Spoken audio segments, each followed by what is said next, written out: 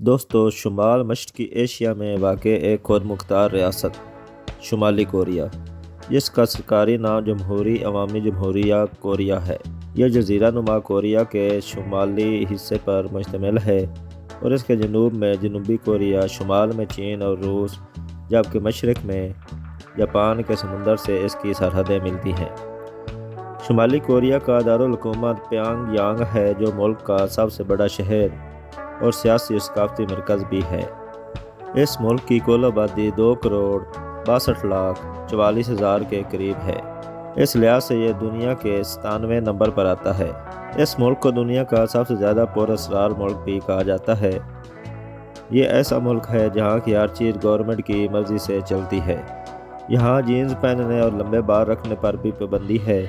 North Korea کو اردو زبان میں شمالی کوریا کہا جاتا ہے۔ اس ملک کے لوگ دوسرے ملکوں کے لوگوں سے بالکل کٹے ہوئے ہیں۔ وہاں کے لوگ بہت کم جانتے ہیں کہ باہر کی دنیا میں ہو کیا رہا ہے۔ اس ملک میں لوگوں کے پاس زیادہ گاڑیاں موجود نہیں ہیں۔ اس ملک میں 78 ایئرپورٹ موجود ہیں۔ اس ملک کا لٹریسی ریٹ 100% ہے۔ شمالی کوریا کی کرنسی کورین وون ہے۔ ایک پاکستانی کے بدلے 5 کورین ملتے ہیں۔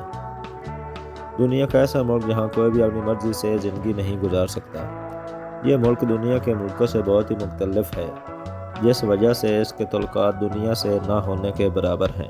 عام طور پر جب کوئی جرم کرتا ہے، اس کی سزا صرف اسی شخص کو دی جاتی ہے، لیکن نارتھ کوریا میں اس کی سزا پوری فیملی کو دی جاتی ہے۔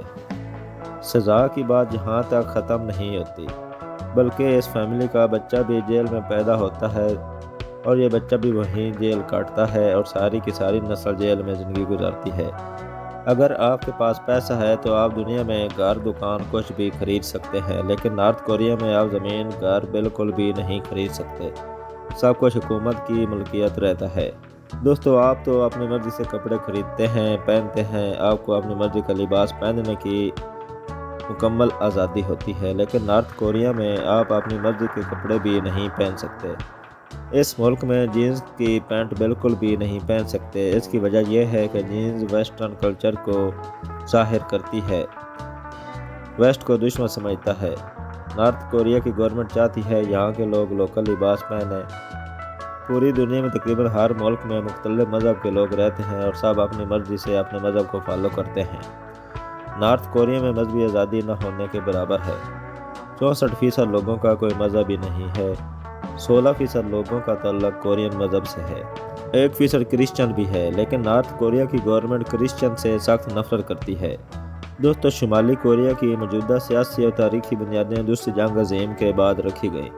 1945 میں جاپان کی شکست کے بعد کوریا کو سوویت یونین اور امریکہ کے درمیان 2 حصوں میں تقسیم کیا گیا۔ شمالی حصہ سوویت یونین کے زیر اثر آیا، جبکہ جنوبی حصہ امریکی کنٹرول میں چلا گیا۔ جنوبی کوریا دنیا میں سب سے تیز انٹرنیٹ رکھنے والے ممالک میں شامل ہے۔ یہاں کی ٹیکنالوجی کمپنیز جیسے کہ سیمسنگ، ایل جی عالمی مارکیٹ پر راج کرتی ہیں۔ جنوبی کوریا کا تعلیمی نظام دنیا کے بہترین نظاموں میں سے ایک سمجھا جاتا ہے، لیکن طلباء کو سخت محنت کا سامنا کرنا پڑتا ہے۔ جنوبی کوریا میں شادی کی اوسط عمر دیگر ممالک کے مقابلے میں زیادہ ہے اور لوگ اکثر دیر سے شادی کرنے کو ترجیح دیتے ہیں۔ اس ملک کی خوبصورت مصنوعات اور کاسمیٹکس انڈسٹری دنیا بھر میں مشہور ہے۔ یہاں کی سکن کیئر مصنوعات خاص طور پر دنیا بھر میں بہت مقبول ہیں۔ اس ملک کا میٹرو سسٹم دنیا کے سب سے جدید اور منظم سسٹم میں سے ایک ہے، جو روزانہ لاکھوں لوگوں کو سفر کی سہولت فراہم کرتا ہے۔ جنوبی کوریا میں بچے اپنی پیدائش کے وقت 1 سال کے سمجھے جاتے ہیں اور ان کی عمر ہر سال 1 جنوری کو بڑھائی جاتی ہے۔ جنوبی کوریا دنیا میں پلاسٹک سرجری کا مرکز سمجھا جاتا ہے اور یہاں کے لوگ اپنی خوبصورتی کے بارے میں بہت شعور رکھتے ہیں۔ جنوبی کوریا ویڈیو گیمز کے میدان میں اور ای سپورٹس میں بہت مشہور ہے۔